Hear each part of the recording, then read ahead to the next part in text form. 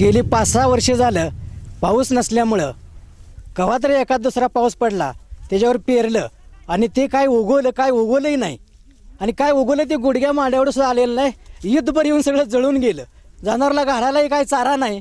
अधिक पिण्याच्या पाण्याचा प्रश्न आहे. 70-80-100 फूट विहीर खोल आहे. त्या विहिरीला कसलंही पाणी नाही. 500-600 फूट बोर आहेत. त्या बोरला एकाही थेंबी पाणी नाही. ही पिकं सगळी जळून गेली.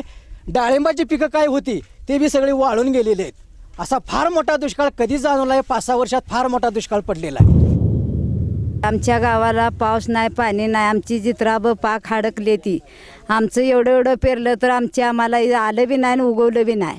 मग आमचं गेलं वाया समजा गेलं. आम्ही हिथं दुष्काळ म्हणून आम्ही हिथं म्हणलं जित्रा बांधली. आमच्या पोटा पाण्याला काय नाही. आम्ही कर्जबाजारी झालेला आहे. पुण्यांदा आम्हाला दुष्काळ लय मोठा पडलेला आहे. आम्हाला प्यायला पाणी नाही. आम्हाला काही दिकून नाही इथं. सोलापूर जिल्हा महाराष्ट्रातील सर्वात महत्त्वाचा असा जिल्हा आहे. सोलापूर जिल्ह्याची ओळख पूर्वीपासून दुष्काळी जिल्हा म्हणून होते.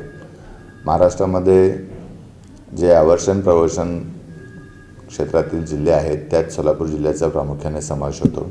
सोलापूर जिल्ह्यात 11 तालुके आहेत. 11 तालुक्यापैकी 10 तालुके